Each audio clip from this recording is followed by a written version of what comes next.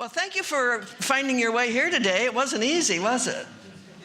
I'm glad you're here. And this is Thanksgiving week, and so my title of my talk is A Movable Feast. And a couple things come to mind when I put those two words together. And one of them is that you and I are a movable feast. We have a consciousness that's portable. And that everywhere we go, there we are, as the old saying goes. But what we take with us is our perception and our awareness and our internal life.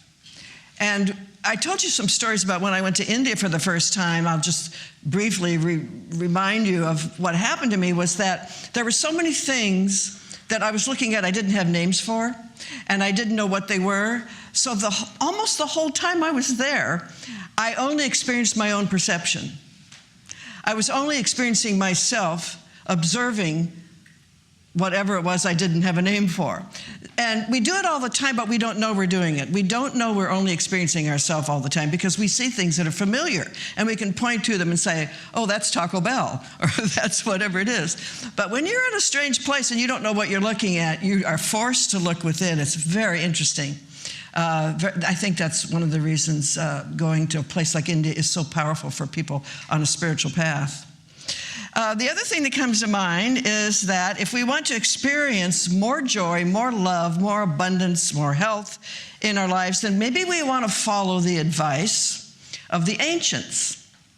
You may have heard this phrase when you were a kid. It's a really profound teaching. Look for the good and praise it. Just say that out loud. Look for the good and praise it. Life is a movable feast in and of itself, and there's plenty of good to notice if we are looking for it and willing to praise it. The other night I saw on TV someone mentioned, it was a person you never would think would mention this. He said he's been reading a book for 20 years called 14,000 Things to Be Happy About. It was Bill Maher, can you imagine? So this is the week of Thanksgiving. So happiness and gratitude and praise all go hand in hand. I'm going to ask you a question. What are you happy about today? Yeah? Happy that we have a marathon in our city? Look for the good and praise it, right? It's easy to fall into spiritual guilt in our teaching, and it goes something like this. It comes from the vault of our subconscious, and it goes something like, I can't really be happy as long as there's so much crime and violence in the world, so much injustice and inequality. I can't really be happy until he or she changes, or they go away, or until I make more money, or I have a better job, or I lose weight, whatever. You find yourself doing that? I can't really be happy until the world is in a better place. Comes from what we call spiritual guilt. And the way out of it is to look for the good and praise it. So you can fill in the blank. I can't be happy until. I mean really happy, joyful. Here's the question. I ask this in class all the time, and some of you have heard me ask it. Can you want what you want and be happy now? Can you want what you want and be happy anyway while you're wanting it? The answer is, of course, and say, thank you very much. I'm being facetious. Doesn't mean burying our head in the sand, but it means to shift our main focus to what is good in the world. Our main focus, which helps us to see through the appearances through the appearance to possibility. When we are, the Dalai Lama said this, happy people don't cause trouble.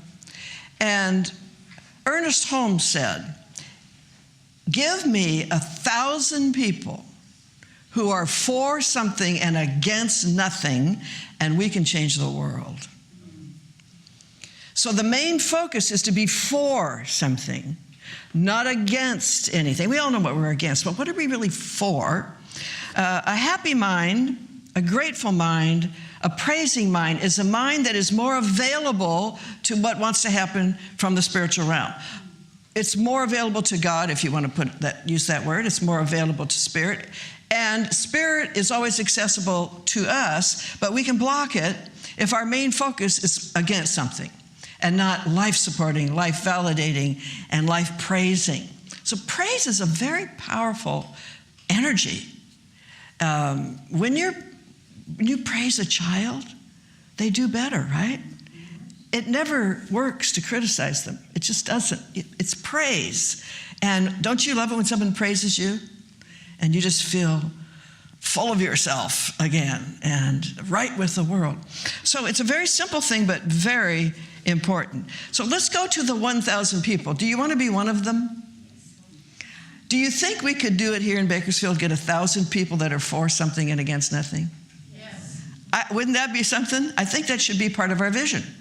And I think we should really think about the possibility that we can do this. We have everything we need. We have the teaching, we have the intention, and all of us have been through things in our life that we have gotten on the other side of.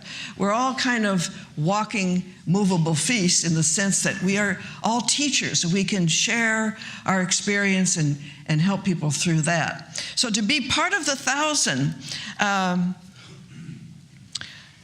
how do you identify yourself as being for something? In our class this week, we're going to talk about creating affirmations from that deeper level by how we identify ourselves and praising who we are, praising our life right now, no matter what's going on in it. It's very important. So I want to give you the 3 Ps. It's a practical teaching, right? This is a practical teaching. So here are the 3 Ps. Whatever it is, praise it, participate in it, and promote it. If you really want to make a difference in the world and in your own life, define something that you really want to experience. And it can be anything. There's no judgment on what it is. Then begin to praise it and begin to participate in it in some way and promote it. Talk about it to people. Talk about it out loud to yourself. Write about it. Keep a journal about it. Promote it. Share it. And we begin to create a whole different kind of community. So that's what I encourage all of us to do with this teaching and the center. Praise the center. You know, there's a common thing that goes on in our centers called gossip. And it's just part of human experience when you get a lot of people together. Let's make this gossip-free zone, and let's praise each other. Praise the center, praise the teaching, and promote it and participate in it. It's important that we participate in it. So what would happen if we created that 1,000 right here in Bakersfield? What would we be thinking now? What would we be praising, and how would we begin? So we would begin with a regular practice of meditation. Those of you in the class know how important it is. And we are going to start doing some group meditations in January, maybe on Wednesday nights, because I know what it can do to a community. The data on it, I've shared this before, and you'll probably hear me say it over and over again. When 1% of any group is regularly meditating, and that means every day, violence and crime drop dramatically. When a family starts meditating, the parents, children's grades go up. The bickering stops. Children are more eager to be a part of the unit. That means doing their chores without complaining. This is all real stuff. This actually happens. Why? Because meditation is a vibrational field of peace called stability. It stabilizes the energy of wherever we are. So being part of the 1,000 means being a regular meditator and joining with others. That's one thing you would do. The other thing you would do is enroll in classes. In our classes, and they're starting in January, they're very life-changing. They're a lot of fun and very informational about your own beliefs and what you've brought with you to this stage of your life and what you need to let go of. It's really a great thing to do. And the other thing you can do is bring a friend here to our movable feast. Bring a friend to the center by praising it, participating in it, and promoting it. And share the CDs that you see in the bookstore. They're free.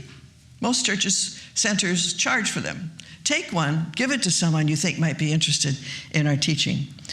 We would use our spiritual technology for ourselves, and that means spiritual mind treatment, and I really encourage you to learn how to do this if you haven't already. And that's something that we will be teaching in class, always a part of our class.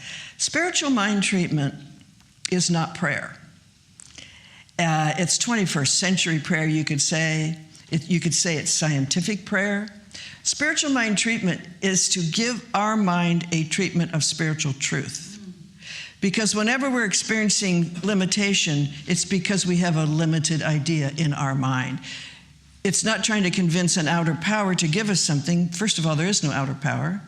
It's everywhere, all at once, all the time, right where we are, inside and outside, above, below, and all around. We're immersed in it like a cosmic sea of love. So we're not petitioning. We are changing our mind. If you want to put it in anthropomorphic terms, God already has its opinion of us, and it's that we're boundless, unlimited beings and deserving of every good thing. We're already being praised.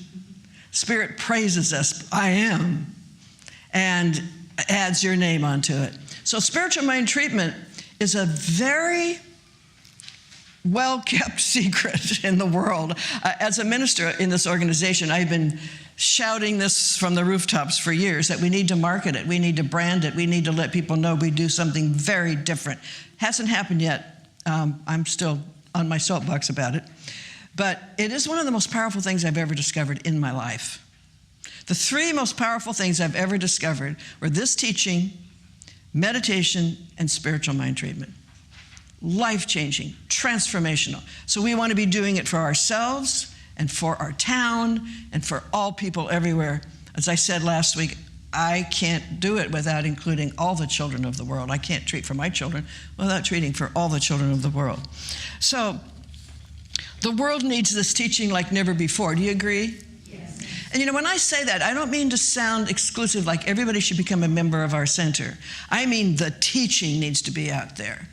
And we need to praise it, participate in it, and promote it. So, excuse me, I lost something. Our teaching is portable, and most of us have some sort of spiritual practice, and I just outlined a good spiritual practice that's more intentional. It's meditation, spiritual mind treatment, taking classes, bringing a friend, sharing the CDs. That's a spiritual practice. Praising the center, the teaching, and participating in it and promoting it. This is much more intentional. So our heart's desire is what we praise, what we participate in, and what we promote. So it goes like this. I'll give you an example. Let's say you've been struggling financially for a while, and that's nothing to be embarrassed about. It happens. It's ebb and flow, right? Raymond Charles Barker, one of the great teachers of the 20th century, he was a great writer, but very interested in prosperity. And he used to say, prosperity is being able to do what you want to do when you want to do it. And he also said, we should learn to love money. Not the thing itself, but what it can do. So we praise what money can do. Praise giving, praise sharing, praise improving physical structures, praise whatever money can do in your life. Helping your children out or buying a house, praise it. So if you're struggling with money, you want to start praising it. Praise success whenever you see it. And this means when you hear of someone winning the lottery, what's the first thing you think of? Yay. Good for them. Why isn't it me? And you got it right, whoever said yay. The first thing we should say is, yay, good for you. That proves that it can be done. I'm next, if that's your thing. But in other words, everything that you see that someone else has achieved, we need to praise it. Sometimes there's this old little voice in there, what about me? You got to heal that stuff. That's just old stuff that doesn't have anything to do with you right now. and needs to be let go of. So you participate. First, you praise success wherever you see it. You participate in the circulation of whatever you have now. Do something kind for someone. Feel the wealth of your own being. You can offer something to someone who needs it. It could be cut their grass, or walk their dog, or take them to lunch, or read to them. Whatever someone needs, instead of saying, I'll do it when I have more money, or when I have, do it now. And you can feel the wealth of your own being, the sufficiency of your heart, the enoughness of who you are. There's always more of you that you can give away in small ways, and they start adding up. You start feeling more prosperous because you become a giver. It's important to be a giver if you want to be prosperous, and not to wait till you have money. The other thing is, watch how you talk about money. And watch how you talk about people who seem to have a lot of it. There's a whole conversation now about the rich people, them, right? The 1%. There's plenty of hugely rich people that are giving wonderful things to the world. Bill and Melinda Gates, Ted Turner, they give billions of dollars away. Melinda and Bill Gates have pretty much wiped out polio on the planet because of their intention and their gifts of money for research and medical aid. So praise wealth. The same is true of relationships. Anybody, you don't have to raise your hand, but anybody interested in having a perfect partner? A love partner, a romantic partner? Okay. When I was very young, a young minister, I wasn't very young, but I was younger compared to now. I did a seminar for women. It was about a lot of things, but a portion of it was about attracting the right guy. And this could be guys about women. It could be same sex. It works for everybody. But in that time, it was about men. So I had them complete 3 statements, and they wrote them down. The first statement is, all men are. And the next one is, some men are. And the third one was, my perfect guy is. So naturally, the last one was the longest response. In every case, he was perfect, he was kind, he was loving, he was faithful, he was decent, he was hardworking and generous, and the list goes long.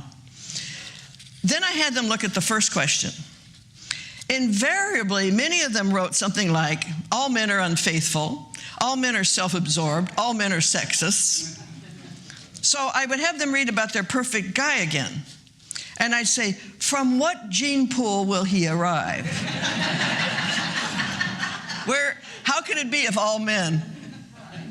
And it always brought the house down because they went, oh my God. So I used to say, if you want one true love, you've got to love them all. Not literally, but philosophically. And that's true of anything. You got to praise it, love it. That's what draws things to us, is that loving, praiseful energy. It's very powerful energy. So let go of what you're against and accept in your mind that your heart's desire is seeking you. Rumi said something about the great poet Jalaluddin Rumi from originally Iran, Persia. He said, that which you're seeking to find is seeking you. Isn't that a beautiful thing to think about? Absolutely. How could it not be that way? The universe is set up as a creation machine, kind of. One minister, a friend of mine, said it's a wish-fulfilling organism, but it's set up for success. And it's the way the universe succeeds is by bringing things together that belong together and maintaining them in harmony and balance. And you can see it as the planets spin around in their orbits and the whole thing. Do you know the whole thing is moving? I saw this thing on Facebook the other day, a video. You know how we think of the sun and the earth doing this and all the planets doing this? No, actually that sun is traveling very quickly and we're doing this. It's a spiral, and yeah, it's totally different than we thought. And it's also intelligent. It's also perfect. Well, it's the same thing applies to us as individuals. We are not separate from this universal intelligent system. Sometimes we think we got plopped down here and some mind in the sky said, well, fend for yourself, figure it out. But no, we rose out of it. And we're arising out of it right now. This is what spiritual mind treatment is for, is to remind us of this. And we say, there's one power, one life, one mind, one perfect something being everything. It's everywhere present, all the time, all of it, all at once. I mean, it's right here, right now. And it contains within its field all possibility. And that means that the idea that has popped up through us is already alive in that field, seeking entrance into this life. And so, that's what Spirit is doing. It's seeking to come through us. It's not giving us things. It wants to come through us. It wants to be our life expressed. So there is no withholding power. There's nothing that's saying you can't have this, you did this wrong and you need to be judged and you're none of that's true. That was all made up to control people. Don't get me started. I'm telling you, this is what the world is battling right now, are those old religious ideas that oppress people. This is the real war that's going on. We are winning because there are so many younger people that just don't buy it. And my grandchildren, 2 young men are in their 20s, they just say, they were raised in a Lutheran school. And when they got old enough to really think, they said, none of that could be true. And they started asking me what I thought. And so now they're like most millennials. They don't do any church, they don't go anywhere, but they believe there's a greater power at work in their life. But it's not up there, right? It's right here. So whatever it is, we have to remember the universe is organized in a way that supports our inner life to be revealed as our outer life. It's the way it can happen. It's the way everything happens. It's the way the whole evolutionary movement happens. It's through individual experience, right? But when we get together and agree on something, we unleash an amazing creative power. It's like all the energies of the universe are marshaled. They come together to push out into visible life that which we have believed possible. So our work here, our spiritual path, is not to sit and be quiet all the time. It's to sit and be quiet and then get up and move and get out there and talk about it and praise it and participate in it and promote it and bring people here. Give them books, give them the CDs. Let's promote this thing because we know it's for the good of humanity. Ultimately, the transformation of human consciousness is what we're all about. We're not about converting people, we're about offering the teaching. You know, the last thing I ever intended to do was try to change somebody else's mind. However, if we present things in a way that anyone can hear, some minds will get changed. And the reason is, behind all the dogma, behind all the superstition, behind the whole collection of beliefs that we've been spoon-fed, we know the truth. Everybody does. And that's why people often come to these centers for the first time and cry. They hear something that they remember from deep within their heart and mind. And they go, I always do that, but I didn't know I knew it until now. So this isn't about taking over anything. It's about offering something that could make this world a movable feast for everybody. So let's create that 1,000. Think we could do it? Didn't sound very much energy in that one. Okay, let's do it. All right, let's go into treatment about this. So there's always something specific we're treating our mind about. It's not just nice talk and platitudes. It's a real healing intention to shift our main focus. So we begin. The universe and everything in it is the visible and visible evidence of an invisible intelligence beyond almost comprehension. The universe and everything in it and the relationships of everything in the universe is the visible evidence of pure love, that power that brings things together, that belong together, and maintains them in harmony and balance. The universe is the visible evidence of pure consciousness shouting, I am, I am, I am, into becoming. The universe arose out of an inner movement of awareness.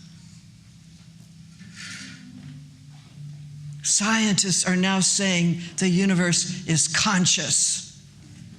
Of course it is, because we are.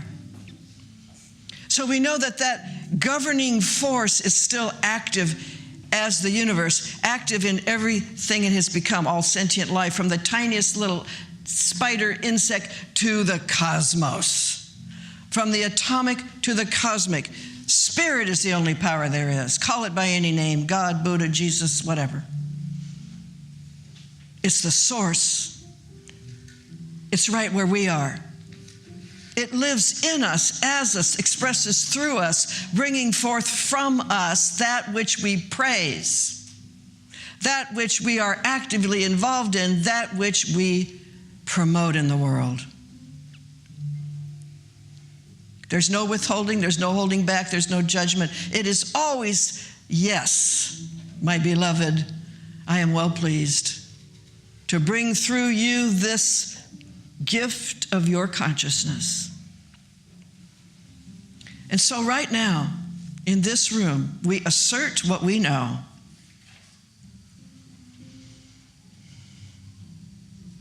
Humanity is ready for a great quantum leap.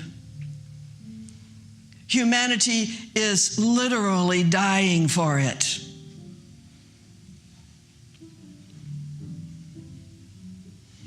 And it is not a daunting problem. It is about each one of us returning to the source within. Praising our very being, praising our source, called by any name, praising the universe, praising humanity, having faith in humanity, knowing that everybody has within them the seeds of truth. And so we go out into our world from this place, promoting it, talking about it, teaching, sharing, participating in the life of the center and praising the teaching.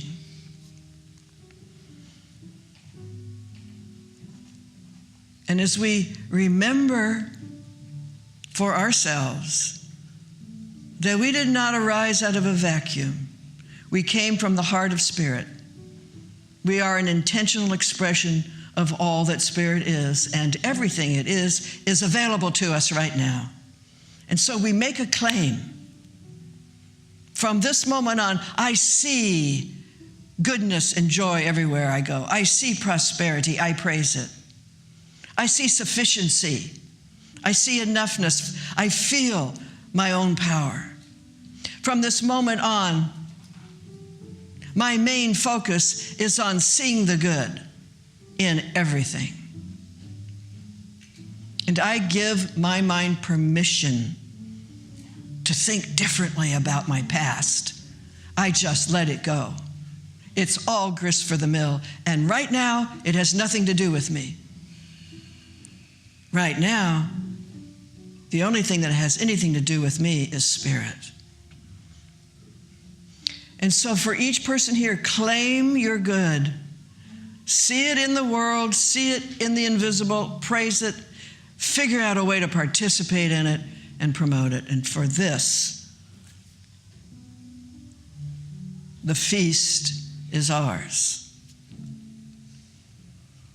So let's leave here today very grateful for everything in our life, all that is yet to be, all that is possible, and for knowing a greater truth about humanity. We praise it. We give our thanks for each other, this place, Ernest Holmes, this teaching, and all saints and sages everywhere who have brought this truth forward under great threat and risk. This week of Thanksgiving, is a turning point.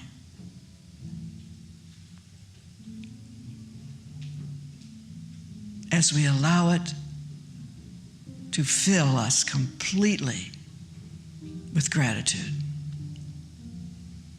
with joy and easy release, we let it all unfold through us, beginning right now.